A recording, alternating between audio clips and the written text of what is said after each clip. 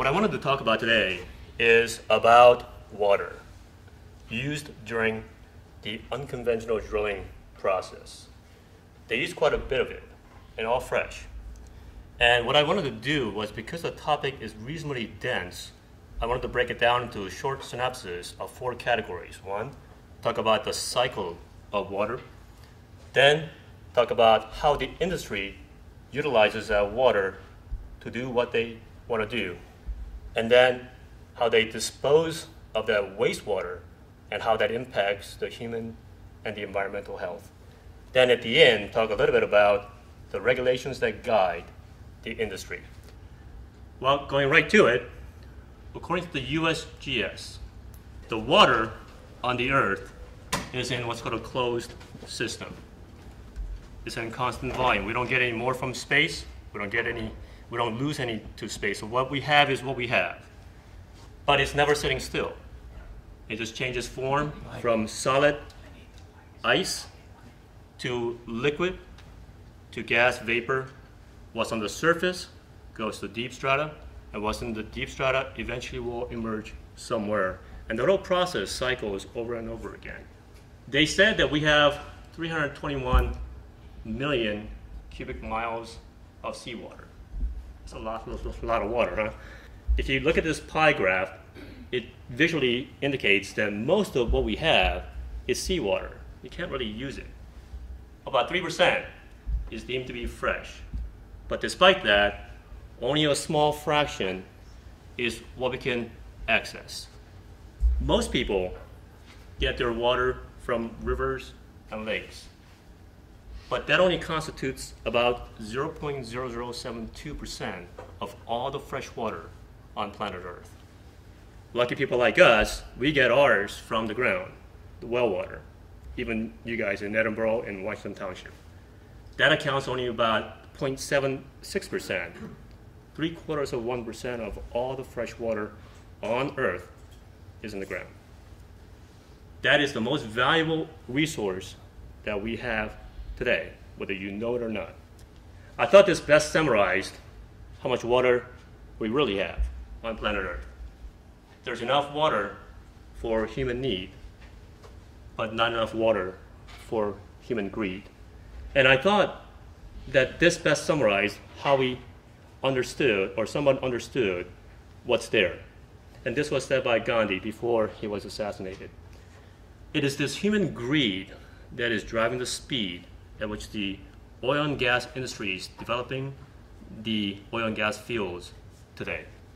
So let's talk about the water use during hydraulic fracturing. But first, you have to understand how big this project is just in Pennsylvania. All the shaded area, 22,800 square miles of gas fields is what they want to develop. This lighted area, Bucks County, Montgomery County area, where Michael Kranzer, the head of the DP, lives, has a moratorium on drilling till 2015. In the next 20 years, they want to paint the state of PA with well pads. Thousands of them. And if you look at this DEP map of the counties throughout the country that have been hydraulically fractured, they're pretty well on their way or completed what they want to accomplish. Not only in the state of Pennsylvania, but in West Virginia, Texas, Oklahoma, California, a lot of places.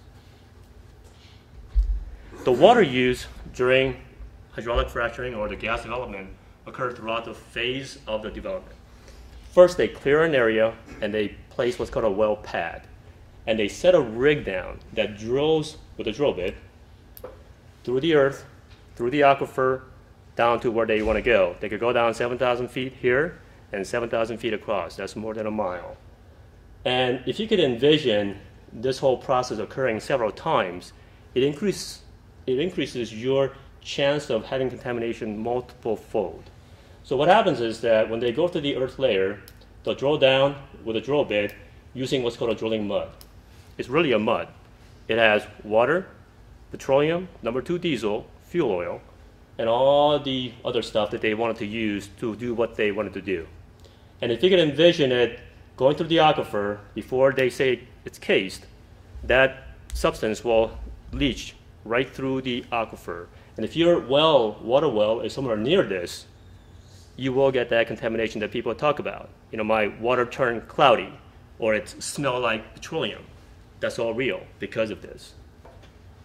This is what they're really known for. So once they drill down and drill across, about a mile and mile across, they'll put a metal casing down and they'll put cement around it.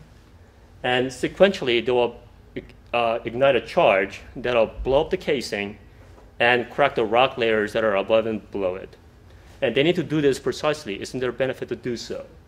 And once that's done, they use millions of gallons of water and thousands of gallons of chemicals and petroleum distillates. All that is mixed to simulate hydraulic fluid. And they pressurize this at 15,000 pounds or more per square inch. And that allows the rock layer that's cracked by the ignition or the charge to separate, and they instill sand in it that allows the gas to flow. This project is enormous. They always tell you that, well, it's only 5 acres. It's more like 10, 20, 40 acres. Depending on what they want to do, it could span in large areas. And these flares that occur after the well is drilled will be ignited 24/7 until they deem that it's not necessary to do so anymore. Once the project starts, it doesn't stop until it is completed. 24/7 until it's done. Takes several weeks to drill a well. And what they create is a lot of this wastewater. It's called a flowback water that contains all the water and chemicals and petroleum that you put down will come back up as a wastewater along with what is already produced. It's called a produced water. And the combination two will come back up in large quantities. And what that contains is not only the chemicals that you put down, but it also contains heavy metals like lead and mercury, radium-226 in measurable quantities, bromide. And all this brine water, flowback water, is allowed to be discharged into the municipal drinking water supplies in Pennsylvania. Well, okay, what's the big deal? As recently as last year, the PADEP asked the industry to stop discharging their flowback water into the municipal water supply or their treatment centers. Why? This bromide that we talked about just a few moments ago, when it's treated at a treatment center, along with chlorine, sunlight, ozone, turns into bromate. What's the big deal? Well, bromide is not a big deal. Bromate causes cancer. And not only does it cause cancer, it causes a lot of gastrointestinal symptoms like nausea, vomiting. It can cause kidney failures, central nervous system effects like seizures. The EPA set a limit for this product to be no more than 10 parts per billion in the drinking water for it to be deemed safe. We also take our flowback water to other states: New York, Ohio, West Virginia. And when New York Times investigated this fluid that was taken to their treatment centers, billions of gallons of it, the treatment centers were not able to remove a lot of the toxins that were in the water. Not only that, but it contained radioactivity levels far higher than what those treatment plants could handle. Well, are they the only one that says this? No, but I'll tell you that in a second. This radium-226 will kill you. There's just no two ways about it. 267 times higher than what is safe for it to be discharged into the environment by an industry. That's several times higher than several thousand times higher than what's safe for you to drink. So what does Ohio say? Next slide, please. They say the same thing. They measured their flowback water and said that their radium-226 level was at 300 times higher than what the Nuclear Regulatory Commission set as a guideline for what the industry could discharge into the water. That's 3,600 times higher than what's safe for you to drink. the brine water, they always get these trucks that says brine water, but that's 9 times more saline than the seawater is. That's like the Israeli Dead Sea. I don't know if you've ever been there, but nothing grows in that, really. And all that fluid in Ohio is injected in injection wells, and much of that is not monitored. Once it's injected, they inject it and they forget about it. Not only do we have water contamination, you get air pollution. Phyllis Carr family down in Fayette County. Anybody know where that is? You're from there? Okay. My mother-in-law lives down here too.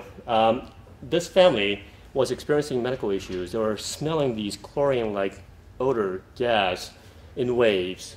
So they tested the air, and they found measurable levels of benzene, toluene, chloromethane, hexane.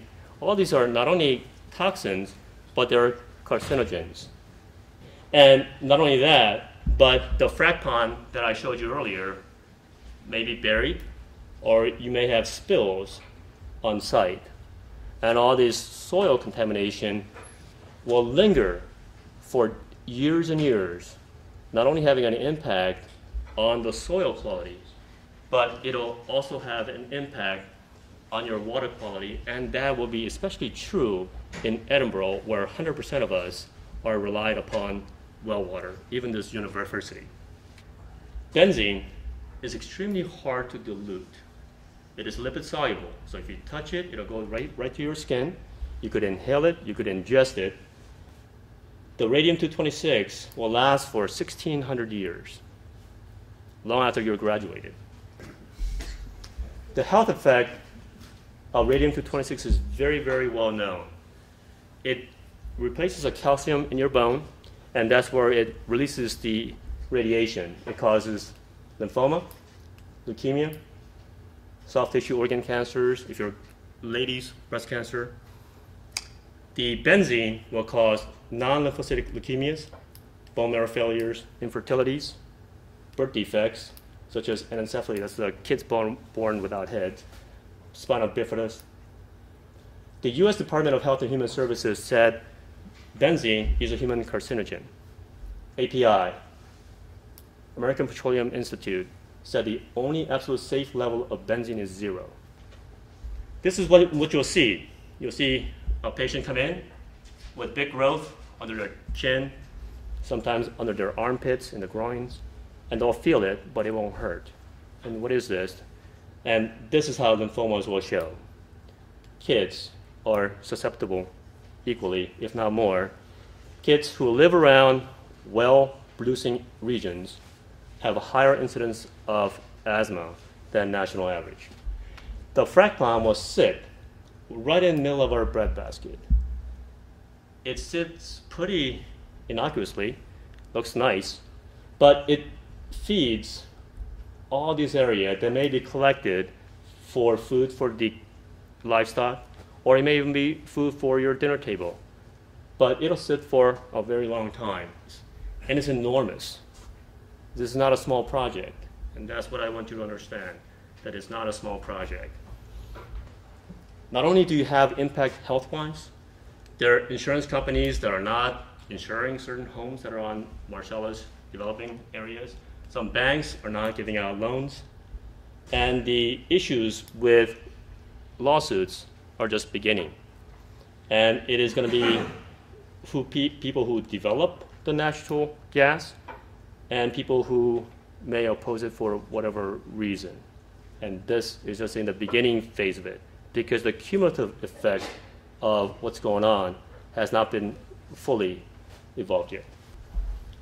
This is what I hear often. It's clean, and it'll make us independent of foreign energy source. If you look at the life cycle of methane, or how it's developed, is really no greater than coal when it comes to the global warming effect. So yeah, it burns clean, but the production of it is dirty. Coal, the production of it is dirty. It burns dirty. So they're equally dirty, but one cannot say one is better than the other. It's being sold in the open market. That's what these gas fields are being, I mean, it's a commodity, is what that is. So Chesapeake Energy is the biggest gas producer in the country. They made more money by selling the leases than they did by drilling for natural gas. India buys it, Japan buys it, China. They also looked at the production rate for Marcellus gas. So this is in Washington County, PA. Anyone want to know where that is? Okay, a few of you guys. Just south of us. They have reviewed 170 wells, and they said, well, what's the average production life for the Marcellus gas well? On average, there's a 50% drop-off in 2 years. Some papers say 90% or more. And the important aspect of this is that once you produce it, they will fracture the well multiple times. Just because they do it once does not mean that they're done with it. They could come back and refracture, and when they do that, they'll use more water, more chemicals, and more of that flowback water to get rid of. And they're really running out of places to put this. They did the investigation not for the landowners and for the safety of the community, but the SEC, anyone know who that is? Securities and Exchanges Commission. This commission is the only place where you will find the true risk of a development of anything. So if you want to know about the risk of development of oil fields somewhere that you're going to invest in, this is where you'll find the true outline the company will have to divulge to the investors so that the investor will know, I'm going to put money into this, what's my risk? And am I going to get that return? So this is the only place where you'll find the true information. So when there's a decrease in production of gas over time, that also goes with your royalty checks. So you could decrease, it could decrease by 90% in 2 years. This is the biggest issue here. And water, without water, there will be no university, there will be no Edinboro Township or Washington Township. There will be no development in this region without having clean water. So they said, well, it's 7,000 feet down. How could it damage the water? Well, there are many, many wells that already exist that are 2,000 to 4,000, 5,000 feet down, the shallow wells, they call it. So they're already down that deep. Yeah, it's small, but because of the pressure and the nature of what they do, they don't need a big hole to contaminate. So Duke University did a study. And what they saw was that there were networks and pathways that exist in certain locations that make certain homeowners much more vulnerable to contamination.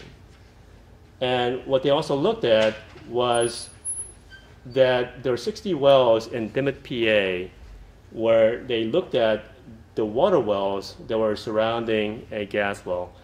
26 of them were within 3,000 feet from a gas well. And it had 19 times the level of methane than the water wells that were beyond 3,000 feet.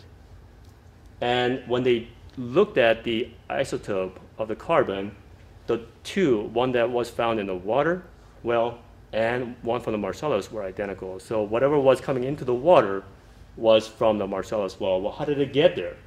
Well, they thought it was because of the casing that people so rely on to protect your water have failed. But they don't monitor it, so they don't really know. It could be the fracture fissures and old casings that already exist. And 10% methane in a confined area is a perfect concentration for an explosion. So you're taking a shower, you're getting lightheaded, you pass out, there's a spark for whatever reason, that's a perfect environment for it to happen. So where's the proof? Congressional Research Service, EPA, Environmental Protection Agency. This is the US government agency. So people in Pavilion, Wyoming said, you know, when they came in, they contaminated my water. So EPA, a number of years after that happened, went and did an investigation. And behold, they said hydraulic fracturing have contaminated the aquifers at the depth used for domestic water. And it caused a migration of natural gas to domestic wells in the area. So here's proof, right? New Solutions is an environmental magazine. They interviewed landowners and people who lived around developing gas wells and said, what were your experiences before and after? All the farmers said, my cows died and they didn't reproduce. People said, you know, I just didn't feel good. They have symptoms like delirium, confusion, the toxic symptoms, sore throats, fatigues, the generalized malaise. 2 farms. One had contaminated creek, the other had contaminated pasture. In this farm, 60 cows were exposed to the creek that was contaminated. Of the 60 cows that were exposed, 21 died, 16 failed to reproduce. And that seems to be the consistent story. In this farm, 140 cows were exposed. 70 died, and there was a high rate of reproductive issues. The cows that were not exposed, in other case, did not have significant medical issues. I tested my water here. It took me a month to get my water sampled and get my results back. So I have a little farm, I have 2 kids. They don't provide you with water that they say that they're going to provide you until there's a concrete proof that there is contamination. So what are you supposed to do for a month? I don't know if there are geologists in the room here. Maybe they can explain what this slide is, but it's a cross-section of a Marcellus shale rock, and it's not as monolithic as people think it is. It is crumbly, it's weak, it's full of fissures and imperfections that we don't even know about. That makes the migration of the fractured fluids unpredictable. And it travels to different layers and to greater distances than previously thought. And again, there are existing connections to deeper strata that we don't even know about. That makes the transmission of the pressurized fluid to the upper vicinity where the fresh water is much more likely. And this is what they're hanging their hat on. Steel and concrete casing will protect you. But it degrades over time, and we have many, many around our area that are existing and people don't even know where they are. There are only 2 kinds of concrete that I know of. One that's cracked and one that will crack. And there are only 2 kinds of steel that I know. One that's corroded, one that will corrode. And if you pressurize this gas over time, this is a point of failure for a lot of the regions around here. So, who makes the money from natural gas? Shareholders. They make money the old-fashioned way. They use other people's money, and those are the smart people that know how to do these things. But Aubrey McClendon, he's the CEO of Chesapeake Energy, the biggest gas drilling company that I mentioned before, buys the lease for an X amount of dollar, $2,000, $4,000 an acre, and he turns around and sells that for 5 times or 10 times that. That's how he makes his money. And that's bulk of their business, is flipping your lease. And if the ownership is 9/10 of the law, then he understands it very well. If you got the lease and he doesn't, then you win. He doesn't. There are federal regulations that are designed to protect all of us and ensures that we get reasonably clean water, are able to breathe reasonably clean air. They pretty much did away with this for the oil and gas industry. The Clean Air Act, the Clean Water Act, the Safe Drinking Water Act, they're all exempt from this. So when people think, well, why are they not responding aggressively to my issues? It's because they don't have to. The biggest problem about federal regulation that doesn't apply to an industry is that the states govern the rules themselves. They make the rules up themselves. The DEP is that department that safeguards us. Their job is to protect the Pennsylvania's air, land, water, provide health and safety for all its citizens through clean environment. That's their job. This is what Michael Kranzer wanted to do. Anybody know who that is? Michael Kranzer is the head of the DEP. He's the top guy. He says, at the end of the day, my job is to get the gas done. That's what he wants to do. Corbett restricted municipalities' right to zone against oil and gas development. He put a gag order on physicians so we can follow the pathology, we can track the disease, we can communicate freely without having a means for them to say, hey, it's okay for you to communicate with this person but not the other. Okay. He controls that. He lifted a moratorium on gas drilling in 60 state parks. Some scholars feel that we need to sacrifice so that the industry could practice. This is Kerry Engelder at Penn State University. He formed Appalachian Fracture Systems. It's a consulting firm to hydraulic fracturing companies. And he said that we need to make sacrifices, us, Pennsylvanians. Natural Resource Defense Council. In Pennsylvania, they do not have to divulge their secret formula for their hydraulic fracturing chemistry. So when they say, this is our proprietary secret formula, we can tell that to you. They don't have to divulge that information. They don't have to test the waters. They just do it because they want to make the community be more at ease. But they don't have to test the water before, during, or after it's fractured. They don't have to tell you what layers of the rocks that they go through, which will indicate greater possibility of contamination. They don't have to identify the gas wells that already exist.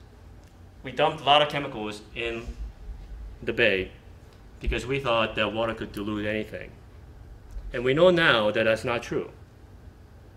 That bay was an area of concern for a long time, but now it's taken off that list. What I want you to get out of this is that what happens in the ground, in the air, in the water, ultimately impact all of us. Things that occur in other places, like Colorado, may impact us. Why Colorado? Well, what if I was to tell you that there are rigs that are along the banks of Colorado River? Would that concern you? Why? Well, it feeds California over time. And if the contaminated water exists in some portion, you may not think that it impacts you right here, but it does, because we're all connected. The dairy farm that may have the rigs that drill a gas well, or the produce farm that produce the crops and produce for you for the summer or fall consumption, maybe spraying their waters or their wells are contaminated. You just don't know. And that's why it is critical for you to really be on top of and to have an understanding as to the impact nature of all this process that may be going on here in Washington and Edinboro area. I thought this summarized my feelings the best. So I never doubt that a small group of thoughtful and committed citizens can change the world. It's the only thing that has. And there needs to be a public sentiment, because with it, nothing can fail. Without it, nothing can succeed. And we need to know and have some level of consensus to say, I want to protect this region's water, because without water, there is no Edinboro University, there is no Washington Township, there is no community, because of the devaluation of the properties and such, people are going to be wanting to get out of here. No one is going to be immune from this. 8,000 trucks per well is how many trucks will transit to develop that well once. That's a lot of trucks. These are the websites that I visited, but there are many, many more that are out there. You need to hear what the industry says, you need to hear what the Sierra Club says, but ultimately you have to negate both of them and say, what does the people who really experienced it say? And they would have the ultimate responsibility in transmitting that information to you. Thank you. So the topic for tonight is community and health impacts of unconventional shale gas development. I want to define what this is. You know, I grew up in Pennsylvania, and I've been around. I grew up in McKean County, which is over near Bradford, and you know, we had oil wells, and still do have a lot of oil wells around it. I grew up with, but this is a different animal.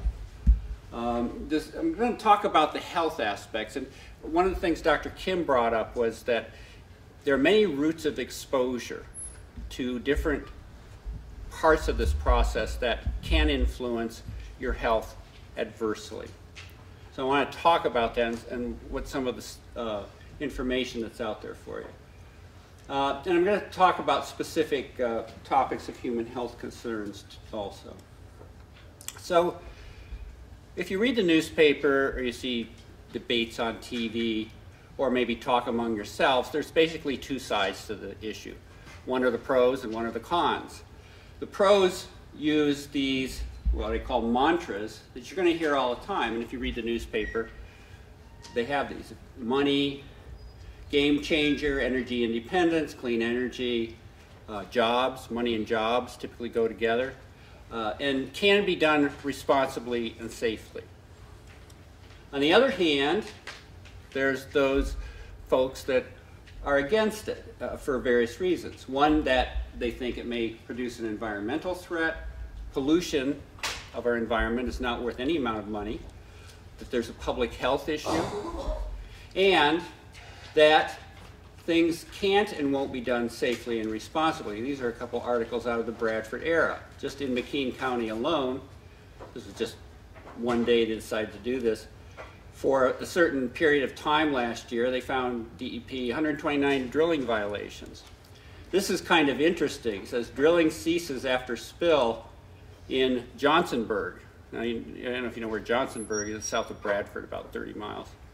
And they were drilling underneath the creek that goes into the Johnsonburg water supply, and something went wrong and drilling mud spilled into the whole reservoir. And the DEP came and said, oh, your water's going to be a little cloudy. Don't worry about it. But you didn't hear about it up here. I think that's major. To give you a little perspective, all these red areas around the world are areas where they're interested in doing development of shale. And of course, we're in this region. So it's not only a United States issue, it's a worldwide issue. Okay, so this is the lower 48, and of course we're over here. A couple other places I'm going to point to are in Louisiana and a little bit in Colorado, and then this is an interesting place, the Bakken Shale of North Dakota. I'm going to take a tour, but we're going to focus over here. Okay, so you may have seen this. These are the deep shale plays in Pennsylvania. We're up here in Erie County, Warren County, here's McKean County, Potter County, Tioga, Bradford. And this area is kind of the hotbed, and this area is kind of the hotbed right now. You'll see that the Utica Shale, which is this orange here that goes over into Ohio, is what they're going to probably be looking for around this area, because the Marcellus Shale gets a lot thinner over here. It's several hundred feet thick over here. It's maybe 50 feet thick or less in this area. So they're going to be looking more to the Utica Shale. Yeah, you hear conventional, unconventional.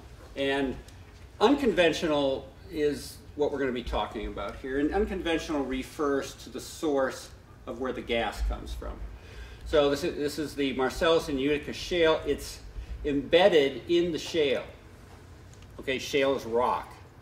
It's not in like a cavern, or it's not in sands. It's in a rock with low permeability, and they have to do special things to it to unlock the gas from there. So they use something called slick water hydrofracturing, fracking, which everybody I'm sure has heard about the fracking. Now, this is rural McKean County from above. And you notice this little white patch over here. This is a well pad. And this red line is the direction of the lateral, okay, the horizontal section of this well. So, you know, looking at this, it doesn't look like there's a whole lot around. All these little white dots and these little roads and off here, this is a gas well development in the Allegheny National Forest. And, but we're going to focus on this area over here and basically this. Okay, now, you'll notice that it's not just a little patch, there are homes around here. And this red home right here was the one that owns this property that leased it to the gas company. But you'll notice this is maybe 500 feet from the well pad. This green home right here, that was my home and my wife's. And we've lived there for a long time. Nice little 10-acre patch out in the middle of the boonies, very quiet, very peaceful. Little organic farm, chickens, all that stuff. And then these are our neighbors.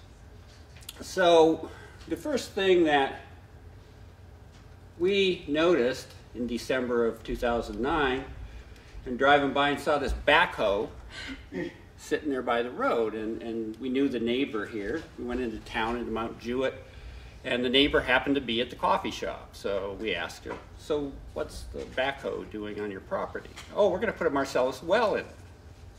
Oh, Marcellus well. And I didn't know anything about Marcellus wells other than they were bigger than the little wells that I was familiar with. If you look in here in this area, there's little white dots, and those little white dots represent old plugged wells. Hopefully they're plugged. We don't know for sure. There's hundreds of them in this area. And I went through and put dots where these are that were kind of impacted in the area of the Marcellus. You'll see that the long lateral runs about a mile north-northwest from here. These are all old wells that we don't know. They're orphaned, abandoned wells that maybe have been plugged correctly, maybe not. They go down about 3,000 feet according to the DEP. Now, so it's not just this little region here that we're concerned about. This whole area has potential impact. And that's what I want to bring forth here, is that it's not just about this little well pad and its impact. It's about the huge impact that these things can have. Now, if you have any property around here and you have gas wells on your property, and they're going to put a Marcellus well somewhere around there, or maybe near the same formation that your wells go down to, you have to be concerned about this. Now, this is the other area of concern. So we've got this big area, and this is on top of a hill, and this is on top of a hill. And right here where the little sun is where the very top of the hill is, where the water starts and drains in multiple directions. It's the recharge area for the aquifer, not very deep. Now, last Monday, and I've got some DVDs. These are free DVDs for you. Anthony Ingraffia from Cornell spoke at St. Bonaventure. I heard him before a couple years ago in LaPorte, Pennsylvania, but he talked about how this differs from normal gas development.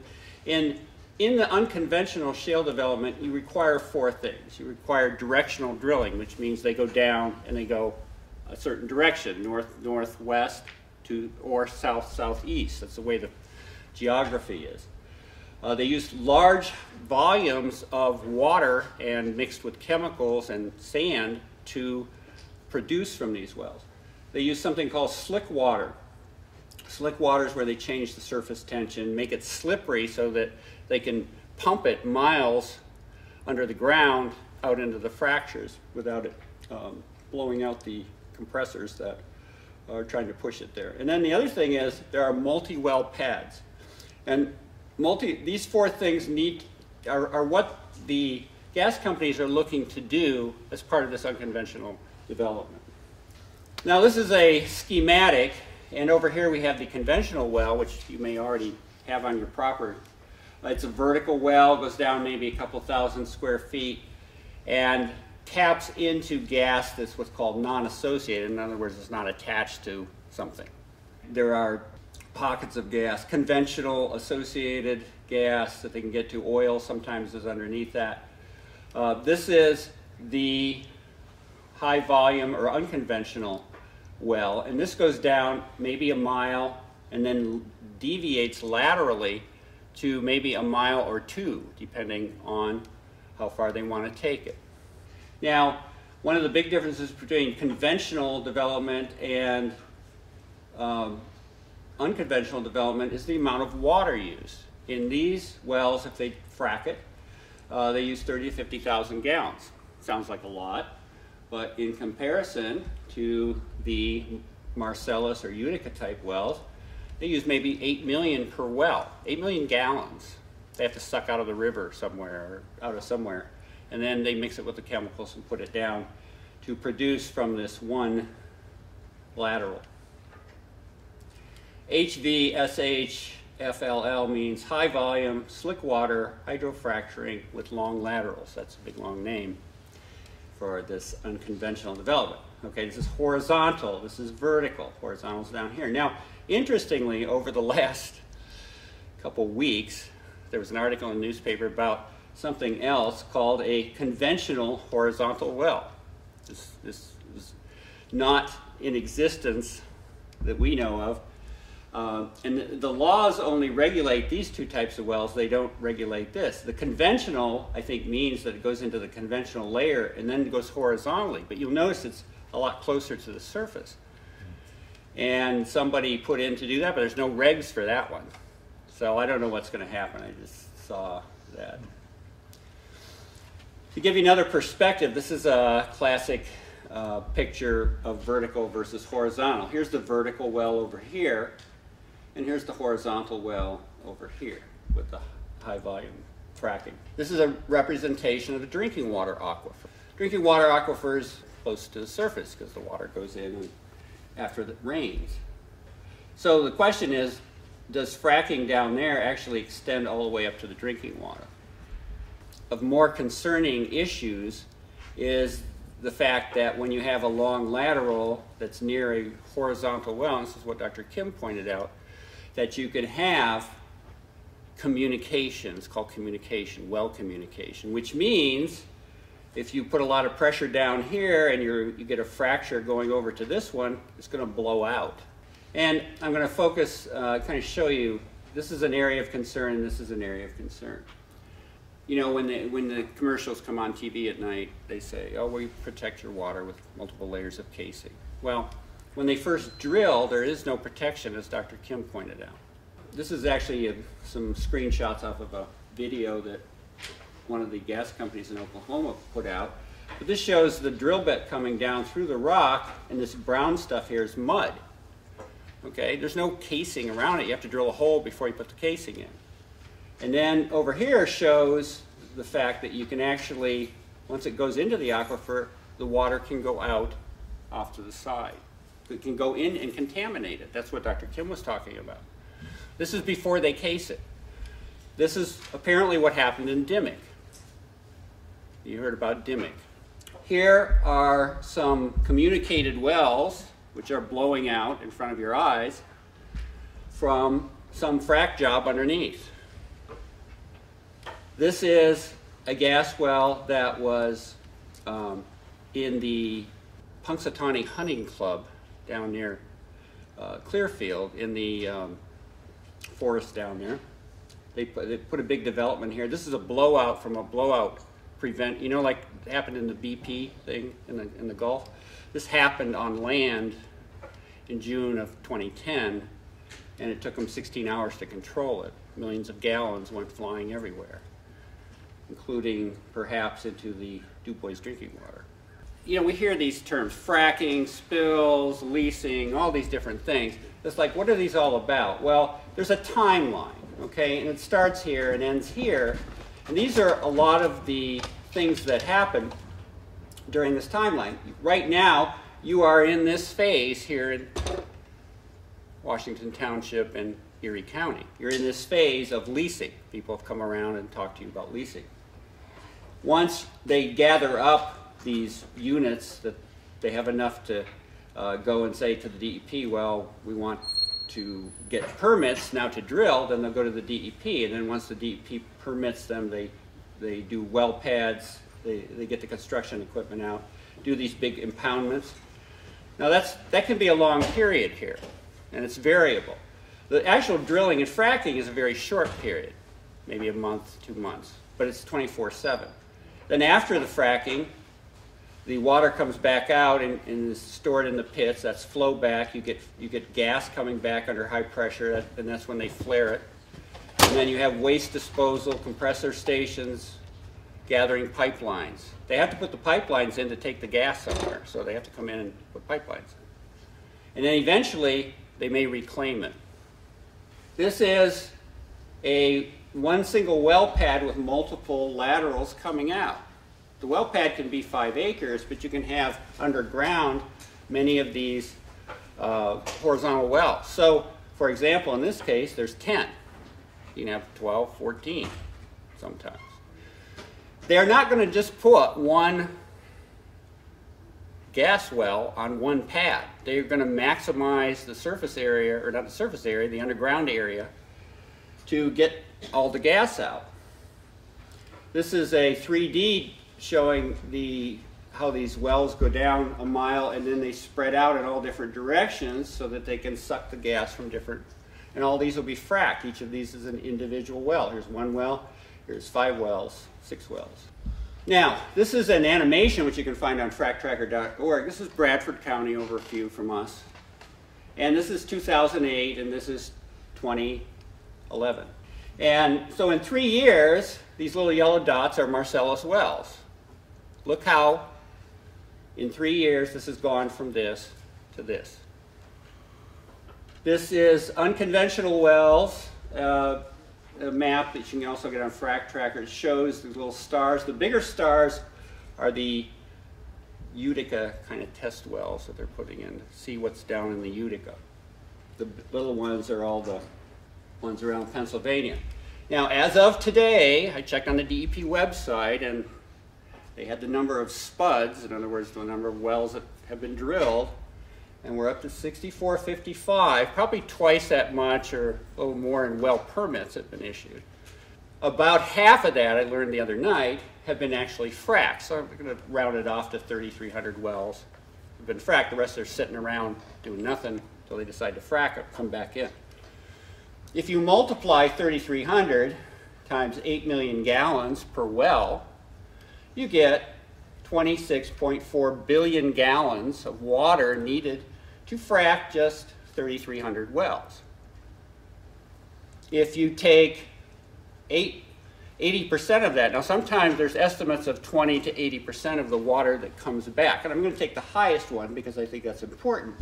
You get 21 billion gallons of flowback water from 3,300 wells. Okay, so I'm going to assume that that's somewhere correct, probably a little high, but that's okay. Okay, 21 billion gallons. How much is that? All right, everybody knows what an Olympic-sized swimming pool is, right? Has about 660,000 gallons per Olympic-sized swimming pool. 50 meters, 25 meters, 2 meters deep. If you look at 10 billion gallons, that'll fill 16,000 Olympic-sized swimming pools. That's like all these guys here. Each of these is an Olympic-sized swimming pool, these little rectangular things up here.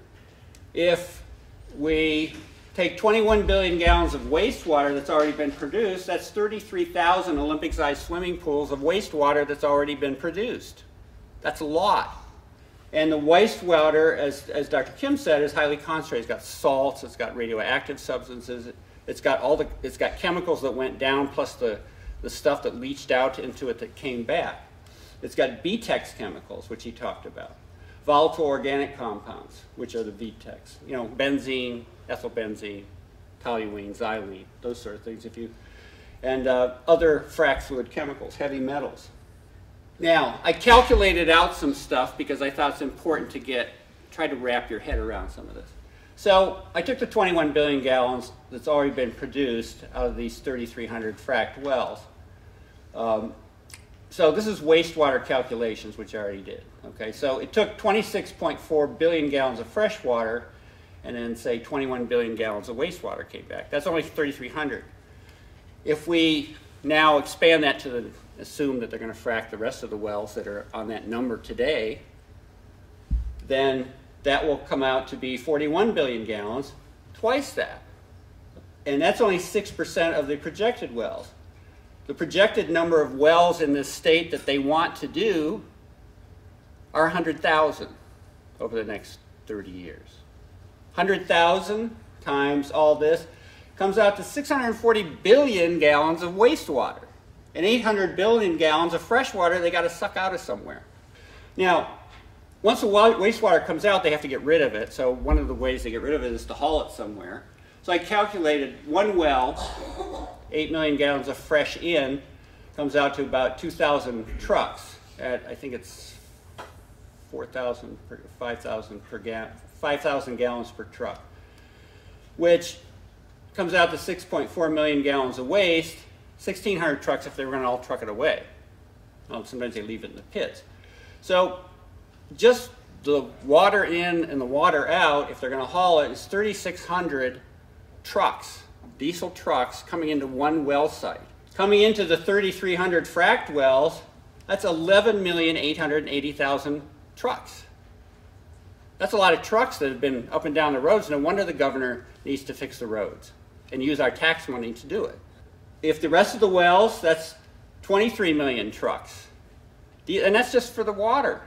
That's not for all the other stuff that goes along. 100,000 wells, 360 million trucks of just hauling waste and water in. And my big question for our elected representatives is, where's all the wastewater going? They should have figured this out a long time ago, before they even started. Where's it going? Well, I'll show you where it's going. He's going, actually, he's retiring on April 15th to go back to his law firm. And there's a new guy coming in, Michael Kranzer. But here's where it goes. The Pennsylvania DEP permits the disposal of many of these things. And so one of the things it permits is to allow the waste haulers to take it to a waste treatment plant. It's a public-owned waste treatment plant. And this one happens to be in Warren. They have big frack tanks out back. And they line up and they dump it.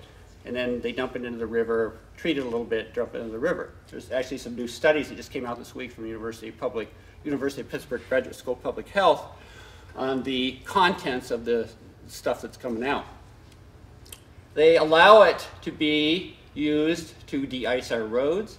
They allow it for dust control on the dirt roads in the summertime, dust control. Now this is the same stuff that comes out of the wells with all the crap in it. It's going, and then here's a landfill. It's this landfill. Okay, here's trucks lined up. They're taking drill cuttings in. There's a little radioactive monitor over here that tries to nab the radioactive waves as they come off to see if it's carrying any radioactivity. Of course, the drill cuttings are carrying radioactivity. It says no hazardous materials. It also allows them to do these big frack ponds. Recently, as you know, down in Corey, they started putting it into the ground at Bear Lake in a disposal well. But that's only 2 Olympic-sized swimming pools a month that go in there. 12 a year, 14 a year, something like that. Okay, that doesn't cover any, very much of it. And then lately, they're talking about shipping it somewhere nebulously to, quote, disposal sites on the Allegheny River and the Monongahela and wherever they go on barges. These are disposal sites, disposal methods, disposal sites. You can find this on Frack Tracker. Go to fracktracker.org. The one for these little triangles are landfills. And the landfills, of course, drain from the top of the hill usually down into a river or a stream and into people's drinking water eventually. They're not protected. The other thing is they have this recycling. It's supposedly a recycling with this particular landfill. This is the lake that's right below the landfill. It drains down into various towns below.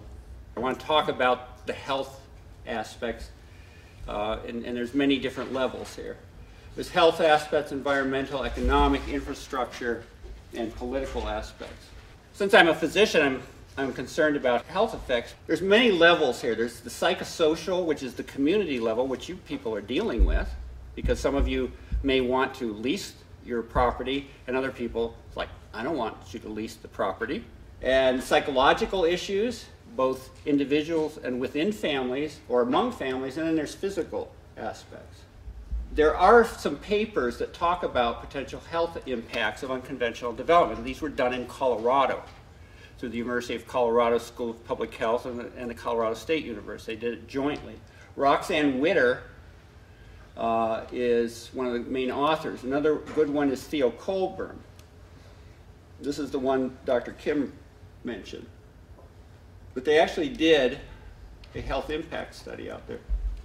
Now, Dr. Kim mentioned Interstate 70 and Colorado River coming here, and then these are all shale wells all over the place on both sides in western Colorado.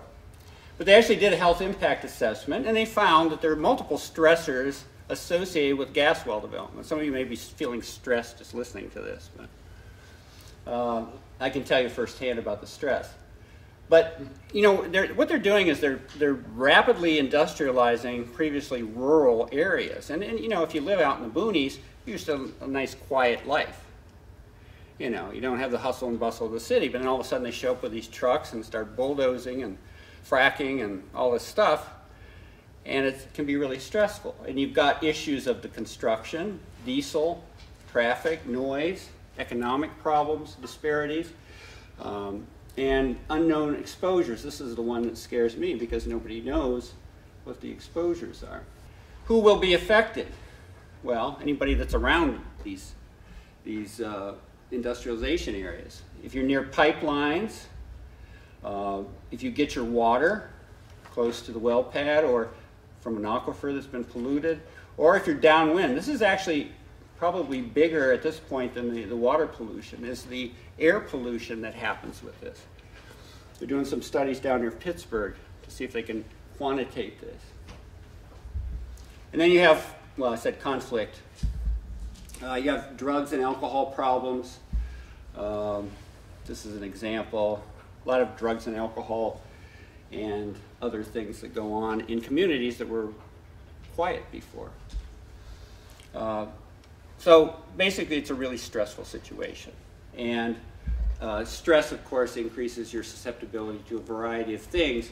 The stressors include intimidation. Now, you know, in dealing with these gas company people, personally, they try to intimidate you. You know, they drive in and out your driveway multiple times, turn around, do stuff like that.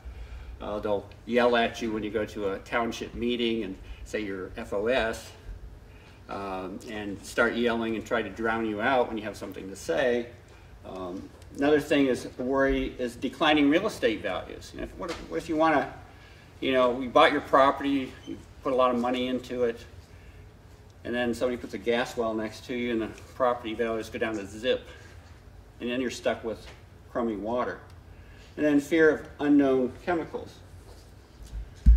Okay, so in Pennsylvania, of course, they didn't do a health impact study. In fact, there was nobody from the healthcare industry on Governor Corbett's Marcellus Shale Advisory Panel. Nobody. No scientists, other than the gas well scientists, but nobody that had to do with the public health. There was supposedly supposed to be some funding for a health registry to kind of see if something happened, health issues occurred, but that got pulled at the last minute with Act 13. A bright note is that this year, Geisinger Medical Center, in conjunction with Guthrie and Susquehanna Health Systems, are actually doing a study to gather data about the potential health aspects. It's kind of interesting because when Act 13 came in, some people sued to get If you're familiar, they basically took your zoning rights away. And so communities sued, and now it's in court. And somebody also sued about the physician gag order, and that's also in court. So while everything's in court, and this, part of it's in operation and part of the law is not, they're actually going to go out and collect data and find out if there actually are health effects. And this is a long study. Now, interestingly, our neighbors in New York State, I don't know if you've been following them, but they had a moratorium on on fracking and unconventional development there, and they've been putting a lot of pressure on Governor Cuomo about that. Well, apparently, they're going to wait until the results of this come out before they even allow it to come in, supposedly, which may take several years, but at least the people of New York State are safe for a while. Okay, the commercial that we see every night at 11 o'clock. Our layers of steel casing and cement will protect your drinking water supplies. Myth or truth? Gas companies tell us it is. I want to go over a lot of things that cause potential exposures. I'm not going to just, you can read these for yourself. But these are places, not the fracking per se, although fracking may contribute, but these are all places that are definitely going to cause problems.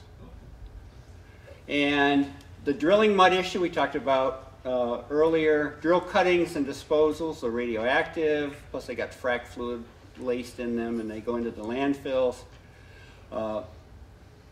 Waste discharges, disposals, and then there's the accidental with well blowouts and trucks getting in accidents, and there's the intentional.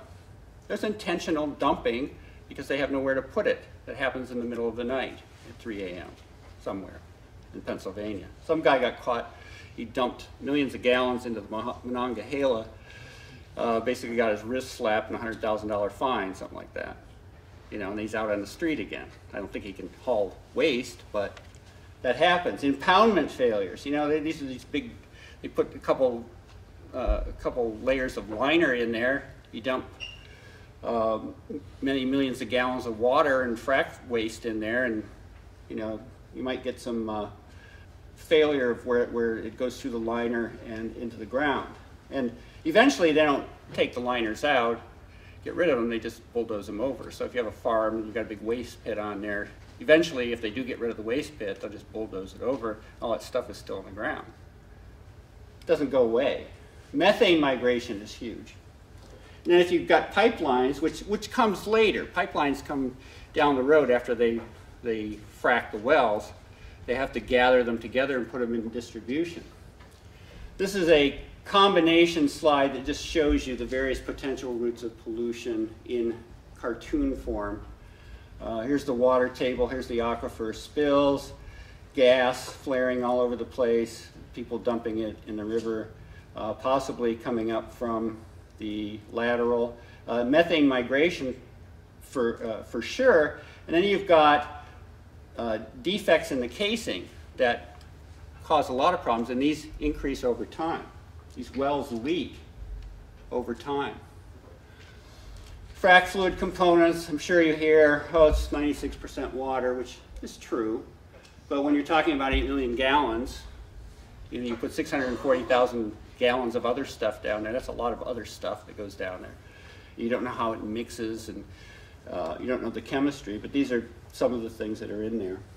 This shows methane migration that in defective casing. Now, these are various ways that this happens, but Dr. Ingraffia the other night had data, and this is from the DEP data. If you go to the DEP and you look at the violations, you'll find that some of the violations are for poor cement jobs, etc., and that 6 to 9% of the brand new conventional wells, unconventional wells that come out are leaking. 6 to 9, that's just the start. That's, that's at the starting gate. They're already leaking. 6 to 9%, 10% of 3,300 is 330. are already leaking. And that's just the ones they check. They don't check them all. They only check about 10%. This is an example of what happens with methane migration. This is in Bradford, Pennsylvania. Somebody's house blew up. Actually, two people's house blew up, and it was linked to methane migration. It wasn't Marcellus, but it was what happens. This is what happens. These are some potential health hazards. This is the blowout that we saw before. This is a fire. This is a frack pit on fire. You think it's all fluid in there, but it's got all those volatile organics in there and catch on fire. This is what happens when you lose your water. You get these little water buffaloes. You know, they're nice. You know, look out the back porch and see these suckers. They have to come in and, you know, give you water every so often, and that's how you run your house. Theo Colburn, she basically, Theo Colburn's a lady out in Colorado who's a kind of a toxicologist, and she did some studies on components of frac fluid. She got some from various sources. She just looked at the CAS numbers, which are the chemical numbers of some of the things that were known to be in frac fluid.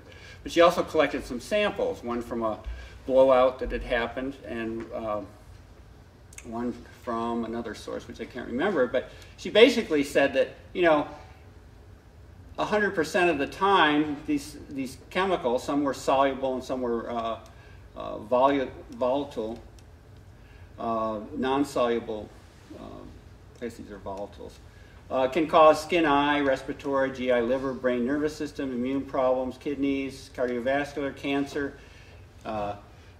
gene problems, endocrine disruption, and other things. Known effects of many of the chemicals that are in frac fluid. So, as I said earlier, this is clean energy, right? Burning clean energy. Well, this is the process of developing the clean energy that isn't so clean. You've got sand trucks that are putting sands blowing all over the place when they're trying to frack a well. And there's actually a huge number of workers that come down with silicosis, which is a lung disease. And once the particles get in, they don't come out, and sometimes you get cancer from that. This is a big industrial process that's going on here. You got compressors, you got trucks parading up and down your property, you've got flaring going on, putting stuff out into the river and into the atmosphere. This is an overfly of one of the sites. Notice all these compressors. Notice the air pollution. I don't know if you can see it very much here. Okay, nobody talks to you about noise. You can't hear, you know, when the guy comes and leases your land, you don't hear any noise pollution. Until they get and start fracking with 10 or 15 1,000 horsepower compressors that have to push the fluid down in the earth at 10 to 20,000 psi's, and they go 24/7. They aren't going to stop and let you sleep at night. Big, and then you've got, you know, you've got trucks, you've got trains, you've got drilling, flaring. All these things make a lot of noise, especially if you're unfortunate to have a compressor station near your house. They might put in to push the gas somewhere else. So this is at nighttime. Here's flaring right here. This is just the rig as it's drilling, or right before they frack, or maybe they're fracking, I don't know. I think they take the rig down before they frack. This is interesting. You know, flaring, well, flaring, they have this tube coming out of the earth, and they let off extra gas, and they burn it instead of just let it go in all its organic compounds into the atmosphere. Well, you see all the big cities here, okay? And then you come out here to North Dakota. Remember I said North Dakota? North Dakota is not much there. We have Minot, we have Bismarck, we have Montana, we have Williston. We have this big white area, which is all the flaring that's going on around Williston. You know, is that going to happen in Erie County? Probably. You want to breathe that gas? And you know the interesting thing? You know how much they're flaring off here? They talk about, well, you know, we have to provide, we don't have enough energy. Well, they're flaring off 650 billion cubic feet of gas per day into the atmosphere, just burning off. And that's just not there. It's all over the place where they're doing this development. So what's down the road? So here's a little house in Dimmick, and, you know, like we had at the first slide, You know, they come into your neighborhood and do responsible drilling next to your house. That's responsible. There's something called spacing. Remember I showed that well pad with different laterals going out in different directions? This is what they want to do, is to put a well pad here with, you know, 8 or 10 going in different directions, next, you know, relatively next to it. They want to grid it off because that's where they're going to get their maximum input. These wells, really, they lose 50% of their gas in 1 year. The production goes down 50%. Then it goes down another 30% in the second year, and then there's not much left. And then they have to come back and refrack it or put other ones in. Really isn't that sustainable. But this is what they want to do. So think of Erie County looking like this, because then they can combine all the stuff they suck out of your property. Maybe you don't know that they're sucking out from under your property because you didn't sign, but if everybody else signed. Here's an example, Louisiana. This is, you've gone Frac Tracker. I love this slide because, you know, it looks like a swarm of bees there. Okay, and as you zoom in, you know, it looks like it's just kind of random, but as you zoom in, you find that there's these layered, very kind of straight line mosaic of where the wells are. If you zoom way in, you have a well here, well here, well here, etc. This is what they look like from the photo. That's a lot of wells, and these are only like, what, a couple 100 feet, 500 feet, a couple acres apart. Okay, this is near Shreveport, Louisiana. So what they want to do to Pennsylvania. Why am I projecting that? Well, remember this slide?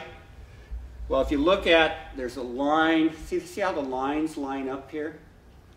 You know, even though there's mountains, okay? That's what they're doing in Bradford County, Tioga County, and whatever the one is over here. Okay, this is just in the last few years. Now, this is, I got this from the other night. This is actually Tioga County, and remember those north, northwest, the south, southeast? This is Shell. Appalachia had to submit this to the EPA for the, they're doing a hydrofracturing study. And this is a paper you can get online at this website. But you'll notice that this is Wellsboro, the star here. This is what's happening around Wellsboro. You already have Shell. This is just Shell, and there's other companies in there too, have put in all these wells that we just saw, and they're all lining up to, you know, this is just maybe 1 or 2 wells per pad, but you can put 8 or 10 or 12 or 14 on these pads, depending how big they are. This is what they're doing already. This went into the EPA. It's not any secret. This is what they want to do to the rest of Pennsylvania and Erie County. This is a closer up view of these spacing units, they call. See the little wells, the little black dots? And then they're going this way and this way, around Wellsboro. What they want to do to Erie County. Now, going back just briefly to this. So, you know, when you see this from the Earth, Google Earth, you don't see much going on. Remember, this is the top of the mountain. This is the lateral going out to the side. I changed the color on it. Remember then, if you own a farm and you have wells on it, they can blow out if you've got the lateral communicating with it. You've got houses around that can get their water polluted. Okay, so you got this impact area here and this impact area down here. Now, looking at the impact area around the houses, here's the well pad. Now, what they were going to do is they're going to put a frac storage area, an impoundment over here, right next to the road here, 219.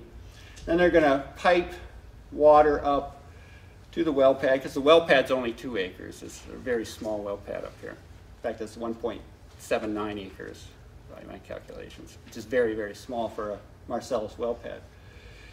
And then they're going to send the used water back down in here, and then the trucks come in. Now, this is the Allegheny National Forest. They have wells over in here that they're going to start doing. Now, if you happen to live right here, which was our former home, the trucks come in and they go, and they go, and they go, and they go.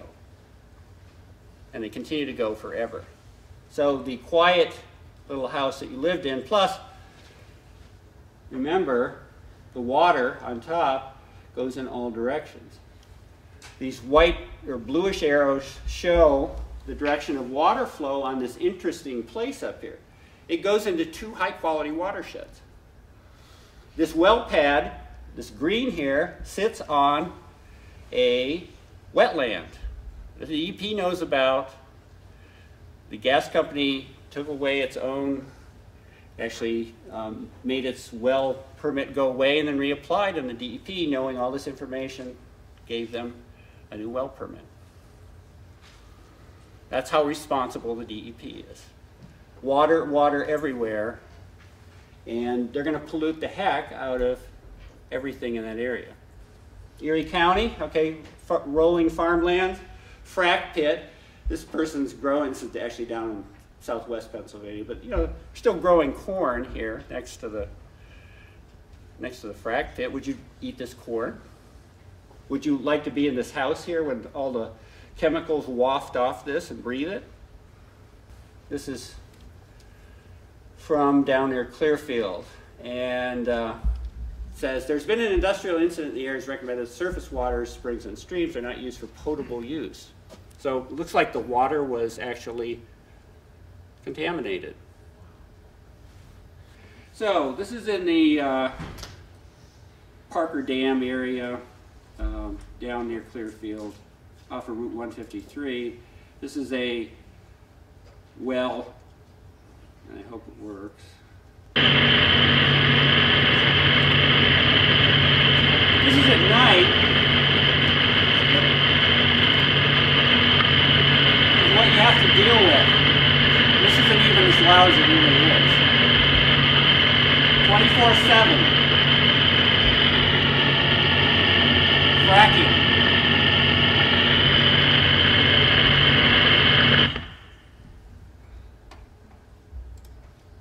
This is during the day. This is a different one. So you see the compressors over here. That's not as loud as it. Oops. Sorry. And then one more. This is the smog that comes off of here.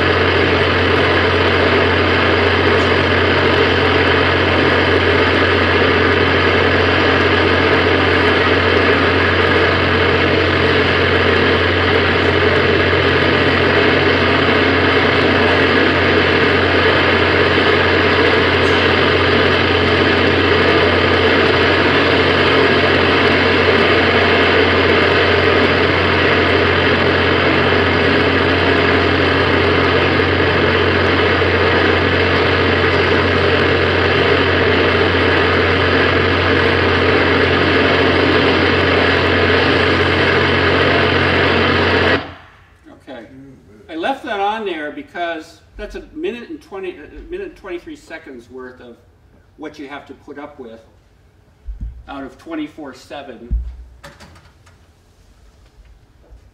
of fracking.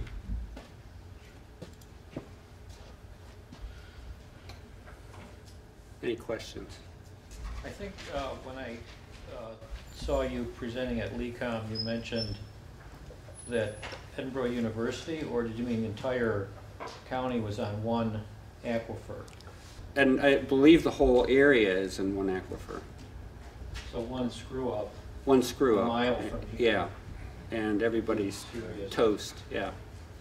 I think the Edinboro is in one aquifer, and we have a separate well for Washington Township. Okay. But I'm not sure if the watershed is shared Yeah, I don't know between the two, geology. and I believe that it is, but it has two separate wells to supply water to those two areas.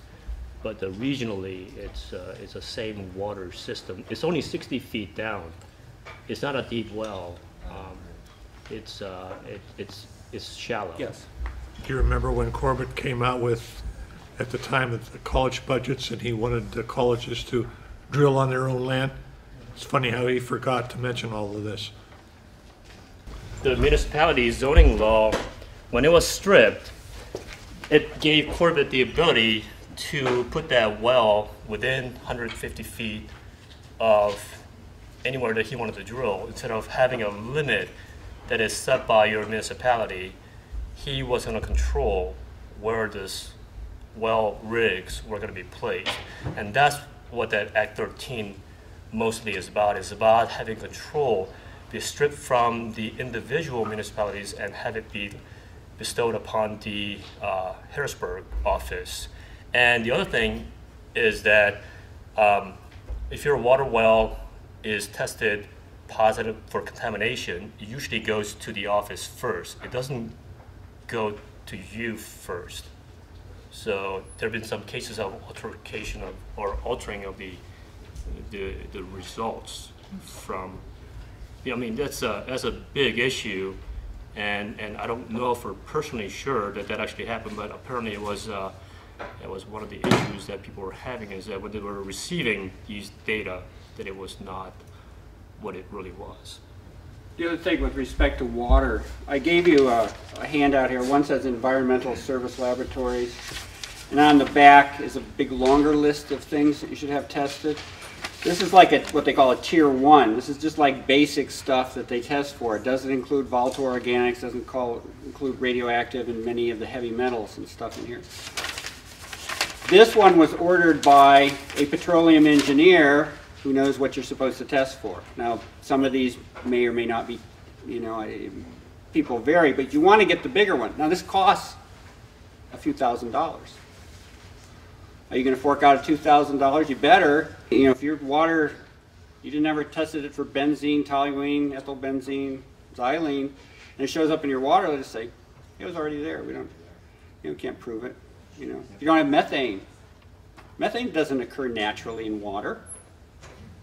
These are all from our spring. They're all pretty much normal. That's what normally occurs. So that was your spring? Yeah, this long list is my spring.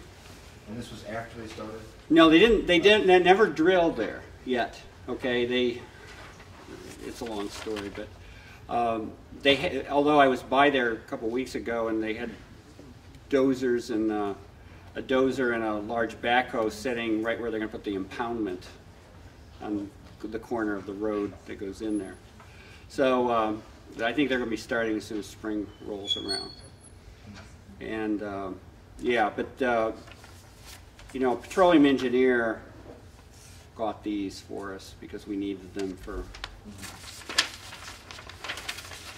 prove that we had good water. Yes.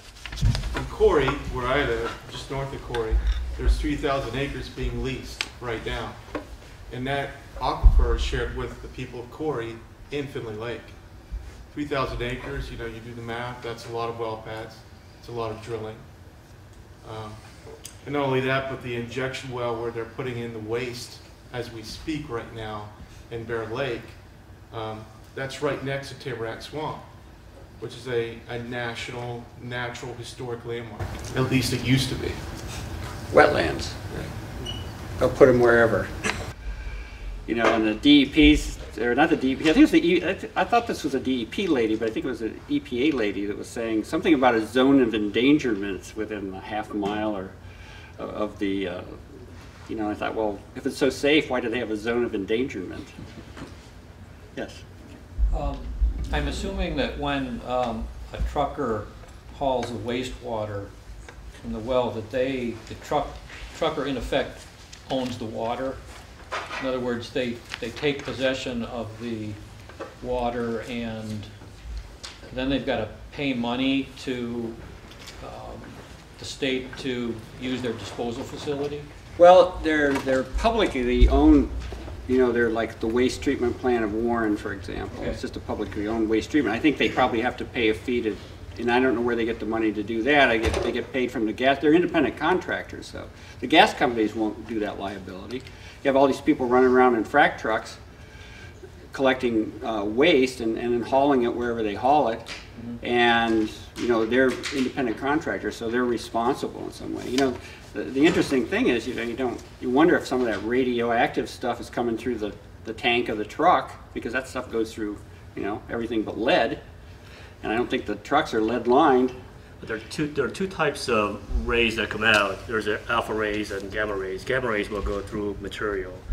Alpha rays you have to touch and ingest. A lot of the service people that are coming back from the Gulf War and such have depleted uranium. Those are dust particles that they ingested, and they don't wash their hands. It could get into your system that way. A lot of the problem is that they don't really monitor this. I mean, the quarry injection well, they said that they will inject at a pressure. They monitor the pressure, as I understood it, but they didn't monitor the water downstream. And that's a big deal, because once it's injected, you want to be certain that that water quality does not impact 1,000, 2,000, 10,000 feet down the ways. The other thing is that the Senate Bill 411, Senate Bill 411 was introduced to be passed 2 weeks ago, and that was with lots of phone calls, that was tabled. That would have given the industry absolute immunity against any issues relating to the contamination as a result of the activities relating to the gas development. And they were going to use an acid mine water. And it started out instantly that, hey, we're going to not use fresh water, but use acid mine water, the hydrogen sulfide. But that got bigger into not only are we going to use it, but we're going to immunize the company, so industry, against any kind of a liability. So, but that was tabled. It hasn't gone away, so you have to keep your eyes and ears open about what that's going to be about. Yeah, no, I just have a comment. If you want to hear the other side, which everything sounds too good to be true, there's a company called CX Energy that is going around, and they're acting as the middleman, getting property owners to join a landowners association, because the gas drilling companies want to have big tracts of land to drill on. They had a meeting recently in Edinboro at the fire hall. They are going to have another, it's a public, you know, open to the public meeting. There's going to be another one on April 30th at 6:30. Now, if you look up CX Energy on the internet, that information is out there, and they list where all their meetings are. It's very interesting because they do give the other side, and like I said, it all sounds too good to be true. And of course, they're pushing, you know, oh, how much money you can get for leasing. They say, oh, it's, you know, a lot safer and blah blah blah. You know, I mean, they give the whole spiel.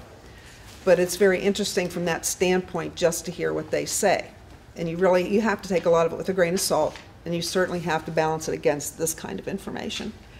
There's a lot of websites out there that give you the information, give you the opposite types of information like we're getting now.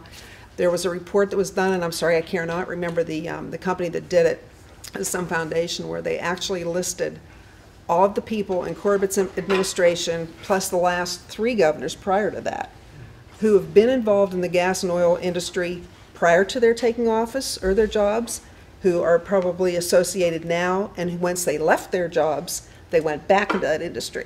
So you wonder why this is taking place, is because your governors who've been elected have been heavily involved, and they continue to be heavily involved. That's why there's absolutely no concern for what they're letting the companies do to the people of Pennsylvania, your environment.